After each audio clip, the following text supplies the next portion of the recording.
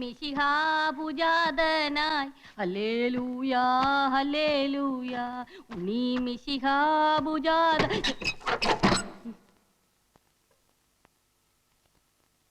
എന്റെ മകളെ ഇത് ഞാനാ, നിന്റെ അപ്പൻ ഇറുക്കിപ്പര വർക്കി കണ്ണുറക്ക്. അയ്യോ അപ്പനാ, ഞാൻ വിചാരിച്ചു ഇവിടുത്തെ ഇടങ്ങേറി പിടിച്ച പോലെ തമ്പുരാക്കന്മാരും ആയിരിക്കുമെന്ന്. ഉമ്മറത്താരെയും കാണില്ലല്ല, മന്ത്രവാദി പിശാചുക്കൾ എങ്ങാട്ട് പോയി? കഴിഞ്ഞ ദിവസം ഒരു തമ്പുരാൻ ഈ വീട്ടിൽ പാമ്പ് കടിച്ചു മരിച്ചു. തെക്കേപ്പുറത്ത് അയ്യാക്കട കർമ്മം നടക്കേന്ന്. എന്റെ മാതാവേ രക്ഷപ്പെട്ടു, ഇനി ആരും ഇങ്ങോട്ട് വരത്തില്ല. എന്റെ പൊന്നു മകളെ ഇതൊക്കെ മാറ്റി നിന്റെ സ്വന്തം രൂപത്തിൽ ഇങ്ങാട്ട് വന്നിരി. ദേ അപ്പച്ചൻ നിനക്ക് പൊരിച്ച കോഴിയും പൊറോട്ടയും കൊണ്ടുവന്നിട്ടുണ്ട്. എന്റെ അപ്പ കേട്ടപ്പോ തന്നെ വായില് വെള്ളവും. ഞാൻ ഇപ്പൊ തന്നെ ഇതൊക്കെ വലിച്ചു പറിച്ച് കളഞ്ഞിട്ട് വന്ന് കടിച്ചു പറിച്ച് തിന്നോളാം അപ്പാ. ഈ കുടുംബത്തിലെ ഒരു അംഗത്തെ പോലെ ആയിരുന്നു പണിക്കര്. അയാൾക്ക് ഇങ്ങനെ ഒരു ദുർമരണം വന്നല്ലോ ഭഗവതി. എന്റെ ഓർമ്മയിൽ ഇന്ന് വരെ നമ്മുടെ കാവിലെ സർപ്പങ്ങൾ ആരെയും ഉപദ്രവിച്ചിട്ടില്ല. എന്നാലും പണിക്കരെ പോലെ ഇത്രയും ഭക്തനായിട്ടുള്ള ഒരാൾക്ക് ഇങ്ങനെ ഒരു അനുഭവം വന്നല്ലോ എന്ന് ഓർക്കുമ്പോഴാണ്. മുത്തശ്ശി, നമുക്ക് മേപ്പാടനെ ഒന്ന് വരുത്തിയാലോ? ഇതിനിപ്പോ മേപ്പാടിനെ വരുത്തേണ്ട കാര്യമൊന്നുമില്ല. ഒക്കെ ഈശ്വരവിദ്യാന്ന് കരുതുക. പണിക്കര് പാപകർമ്മമൊന്നും ചെയ്തിട്ടില്ലെന്ന് ഏട്ടന് പറയാൻ പറ്റുമോ? മായമോള് പറഞ്ഞാലും കാര്യമുണ്ട്.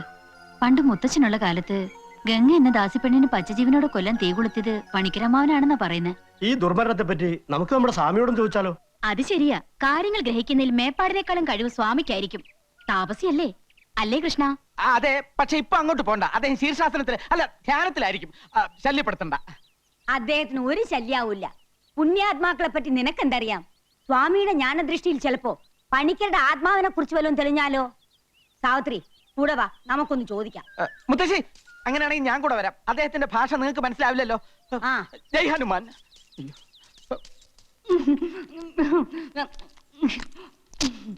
ഇങ്ങനെ ആക്രാന്തം കാട്ടാതെ മകളെ, മെല്ലത്തിന്റെ മകളെ. ഈ ഉണക്കത്തമ്പുരാക്കന്മാരുടെ പച്ചക്കറി നീ അടുത്തപ്പോ എന്റെ മാതാവേ, കൂടെ കൂടെ വന്നില്ലെങ്കിൽ ഞാൻ പട്ടിണി ചത്തു. പട്ടിണി കിടന്നാലും വേണ്ടില്ല, കിളവി തള്ള പിടിക്കാതിരുന്നാ മതിയായിരുന്നു. പിടിച്ചാ നിന്നെ കൊല്ലും മകളെ. കൃഷ്ണ കൊല ഇപ്പൊ തന്നെ നടക്കും. ദേവരുടെ മാലക്കിളവി. ജയ് ഹനുമാൻ.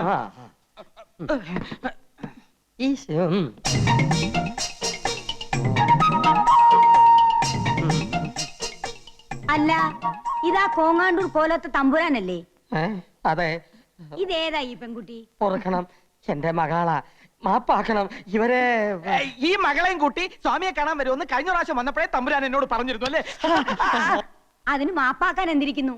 സ്വാമികളെ വന്ന് കണ്ട് അനുഗ്രഹം മേടിക്കുന്നത് നല്ലതല്ലേ? അതെ അതെ, ഇപ്പൊ മനസ്സിലായി കേട്ടാ. സ്വാമികൾ എന്തേ അകത്ത് പ്രാർത്ഥനയിലാണോ? മുത്തശ്ശി ഇവിടെ നിന്ന് ഞാൻ പോയി നോക്കിട്ട് വരാം. പെണ്ണുങ്ങള് പൂജാമുറിക്കകത്ത് കയറുന്ന സ്വാമിക്ക് ഇഷ്ടമുള്ള കാര്യമല്ല. മകളുടെ പേരെന്താ?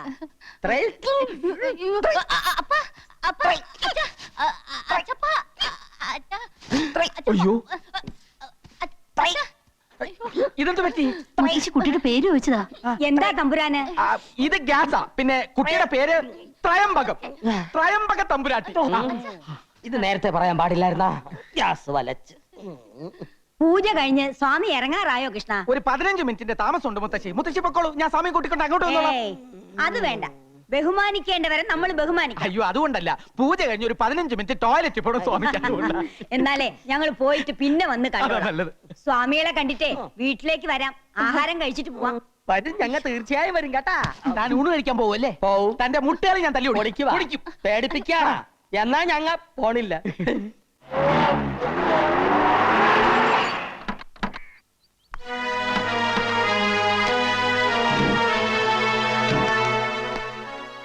ഇതാ ഞാൻ പറഞ്ഞ കോവിലകം. തലയ്ക്കകത്ത് യാതൊരു മൂളയില്ലാത്ത കുറെ തമ്പുരാക്കന്മാരാ ഇവിടെ ഉള്ളത്. ഡേസിയെ കാണാൻ പോലും ചിലപ്പോൾ അവർ സമ്മതിച്ചില്ലാന്ന് വരും. നമ്മുടെ പെങ്കൊച്ചിനെ വിട്ടു തന്നില്ലെങ്കിൽ നമുക്ക് ചങ്ങനാശ്ശേരി നാളെ ഇറക്കാം. അല്ലെങ്കിൽ എറണാകുളത്ത് പറ്റിയ ടീമുണ്ട്. എന്നതാ തോമാച്ച ഇത്? തല്ലിനും ഗുണ്ടായുസത്തിനൊന്നും പോണ്ട. അവള് നമ്മുടെ ഡെയ്സി മോള് തന്നെ ആണെങ്കിൽ ഈ നാട്ടിൽ നിയമം പോലീസൊക്കെ ഇല്ലേ? എന്തൊക്കെ ചെയ്താലും 4 ആൾ അറിഞ്ഞാൽ നമ്മുടെ പെങ്കൊച്ചിനെ നാണക്കേട്. കാര്യങ്ങളൊക്കെ അങ്ങ് നയത്തി പറഞ്ഞു തീർത്താ മതി. അമ്മച്ചി പറഞ്ഞാ എന്റെ ശരി. ഇല്ലെങ്കിൽ കല്യാണ പെണ്ണ് ഒരു ഒളിച്ചോട്ടം കഴിഞ്ഞ് വന്നതാണെന്ന് നാട്ടുകാരറിഞ്ഞാ ഏറെ നാണക്കേട് എനിക്കാ. ഞാൻ നേരത്തെ പറഞ്ഞില്ലേ, മൂളയില്ലാത്തത്. അതിലൊരു തമ്പുരാനാ വരുന്നത്. മോളെ ഞാനിപ്പോ ശരിയാക്കി തരാം. നീ ശരിയാക്കാനൊന്നും പോണ്ട. ഇവിടെ ഉള്ളവന്മാരെല്ലാം ഒരു വിവരമില്ലാത്ത ഭ്രാന്തന്മാരാ. ദേ വന്നു. ഭ്രാന്ത് നിന്റെ ഈ നിൽക്കുന്ന തന്തയ്ക്കടത്തേണ്ടി. ഞാൻ ഇവന്റെ തന്തയല്ല. എന്നാ നിന്റെ തന്തയ്ക്കടത്തേണ്ടി. എന്താ? ഭ്രാന്ത് ആശുപത്രിയിൽ നിന്ന് ഒളിച്ചോടി വന്നിട്ട് നാട്ടിലുള്ള മാന്യമാരെ മുഴുവൻ ഭ്രാന്താന്ന് വിളിച്ച് അധിക്ഷേപിക്കേ. ഇവരൊക്കെ ആരാ? നിന്റെ കൂടെ ഭ്രാന്ത് ആശുപത്രിയിൽ നിന്ന് ഒളിച്ചോടി വന്ന ഭ്രാന്തന്മാർ. അച്ചായ, ഞാൻ പറഞ്ഞില്ലേ മറ്റേത്? എന്താ പറഞ്ഞേ? ഞങ്ങൾ ഇത് ഫാമിലി പ്രശ്നം പറഞ്ഞ. താൻ ഒരു കാര്യം മനസ്സിലാക്കി. ഒരാൾ എന്തെങ്കിലും ഒന്ന് പറഞ്ഞ അത് സത്യമാണോ കള്ളമാണോ എന്ന് അന്വേഷിക്കാനുള്ള സാമാന്യ ഭ്രാന്തെങ്കിലും വേണം. ഇങ്ങോട്ട് നോക്കി. അല്ലാതെ സത്യം പറയുന്നവനെ പിടിച്ച് പടിക്ക് പുറത്താക്കിയല്ല വേണ്ടത്. നിന്നെ പിടിച്ച് പടിക്ക് പുറത്താക്കല്ല, പോലീസിനെ വിളിച്ച് ഏൽപ്പിക്കാൻ വേണ്ടത്. ഞാനാണ് ഡെയ്സിയുടെ അപ്പച്ചൻ ഫിലിപ്പോച്ചൻ. ഇത് അമ്മച്ചി സാറാമ്മ. ഇത് തോമാച്ചൻ, അവളുടെ ഇച്ചായൻ. അപ്പൊ ഈ അവതാരോ? അവതാരം തന്നെ എടോ, ഞാൻ കെട്ടാൻ വന്ന പെണ്ണാവള്. അറിയൂ? ഏതവള്? താൻ പറയുന്നൊന്നും എനിക്ക് മനസ്സിലാവണില്ല. ഞങ്ങളെ മാനവും മര്യാദയായിട്ട് ജീവിക്കാൻ താൻ സമ്മതിക്കില്ലേ? മാനവും മര്യാദയ്ക്കും ജീവിച്ച പെണ്ണിനെ ഒരു മന്ത്രവാദിയെ കൊണ്ട് മയക്കെടുത്ത നിങ്ങളാ. ഡെയ്സി ഒന്ന് കാണിച്ചു തന്നാ മതി. വിവരങ്ങളൊക്കെ അവളെ കൊണ്ട് തന്നെ പറയിക്കാം. ഹേ സ്ത്രീയെ, ഇവിടെ നിങ്ങളുടെ മകളില്ല. ഇത് കോവിലകമാണ്. ഇവിടെ ക്രിസ്ത്യാനികളെ താമസിപ്പിക്കില്ല. എടോ ചെട്ടിയാരെ, താൻ കൂടുതൽ വർത്തമാനം പറയാതെ പെണ്ണിനെ കൊണ്ടുവിളി. അച്ഛൻ നിന്നേ. ആൽബോഞ്ഞിട്ടെടുത്ത് ഇത് നോക്ക്. നിങ്ങളുടെ വീട്ടിൽ താമസിക്കുന്ന പെണ്ണ് ഞങ്ങളുടെ ഡെയ്സി തന്നെയാണെന്ന് ഇത് കാണുമ്പോൾ നിങ്ങൾക്ക് മനസ്സിലാവും. നോക്ക്.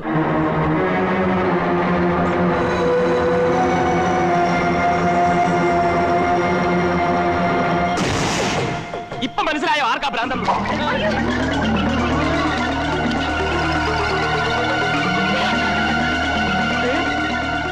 പറക്കണോണ്ടോ?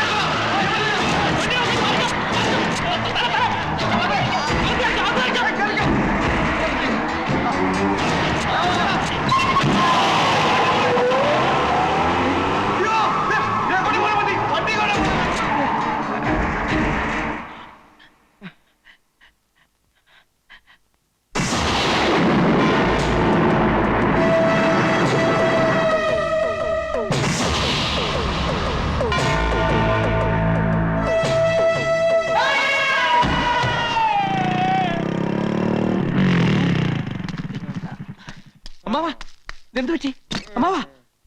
പിടിച്ചേ. ഇവിടെ ഉള്ളവരൊക്കെ എവിടെ പോയി? അമ്മാവാ,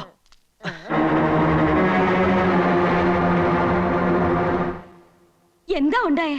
ഞങ്ങൾ വന്നു കയറുമ്പോ അമ്മാവൻ ബോധമില്ലാതെ കിടക്കായിരുന്നു. ഉടനെ ഏതെങ്കിലും ഹോസ്പിറ്റലിലേക്ക് കൊണ്ടുപോവാം. ഭഗവതി, ഇത്ര പെട്ടെന്ന് ഏട്ടൻ എന്ത് പറ്റി? അമ്മാവാ, ഇതെന്ത് ഭാഷയാണ് അമ്മാവാ? ഒന്നും അങ്ങോട്ട് മനസ്സിലാവണില്ലല്ലോ. എന്താ ഉണ്ടായെന്ന് പറ രാമാ. എന്ത് പറ്റി അമ്മാവന്?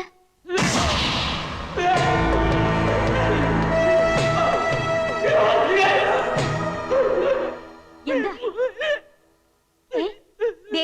മായയോട് അവൻ എന്തോ പറയണോന്ന്. പറഞ്ഞോളൂ അമ്മാവാ, എന്താണ്ടായേ?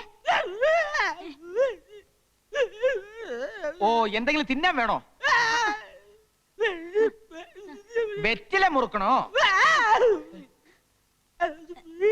ഓ, പടം വരയ്ക്കണോ അല്ലേ?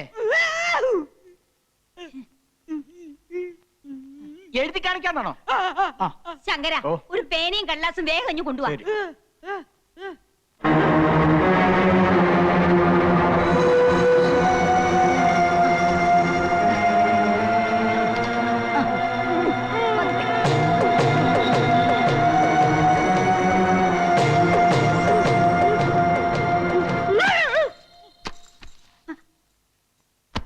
അയ്യോ, എന്റെ ഭഗവതി, കൈ തളർന്നുപോയല്ലോ. കൃഷ്ണ, വേഗം ചെന്ന് മേപ്പാടിനെ വിളിച്ചോണ്ട് വരിക. ഇവിടെ അനർത്ഥങ്ങൾ കൂടുകയാ. ഇതിന് പരിഹാരം ചെയ്യാൻ മേപ്പാടിനെ പറ്റൂ. ഇതിന് മന്ത്രവാദമൊന്നുമല്ല, നല്ല ചികിത്സ ആവശ്യം. കുട്ടി, നിനക്ക് പറഞ്ഞാ മനസ്സിലാവില്ല. ഈ കുടുംബത്തിൽ ഇങ്ങനെയുള്ള അനുഭവങ്ങൾ ഞാൻ കൊറേ കണ്ടതാ. എന്നാലും വർമ്മമ്മവൻ ഇങ്ങനെ തളർന്നു വീണ സ്ഥിതിക്ക് മേപ്പാടിനെ അല്ല വരുത്തേണ്ടത്, ഡോക്ടർ തന്നെയാണെന്ന് എന്റെ അഭിപ്രായം. വർഷങ്ങൾക്ക് മുമ്പ് എത്ര ദുർമരണങ്ങളാ അടിക്കടി ഈ വീട്ടിൽ നടന്നിട്ടുള്ളത്. അന്ന് അതിന്റെ കാരണങ്ങളൊന്നും കണ്ടുപിടിക്കാൻ ഒരു ഡോക്ടറെ കൊണ്ടും പറ്റിയില്ല. ഈ മേപ്പാടന അതിനൊക്കെ പരിഹാരം കണ്ടെത്തിയത്. കുട്ടിക്ക് വിശ്വാസം ഇല്ലെങ്കിൽ വേണ്ട, പക്ഷെ ഈ മുത്തശ്ശിയെ പഠിപ്പിക്കാൻ വരരുതാ.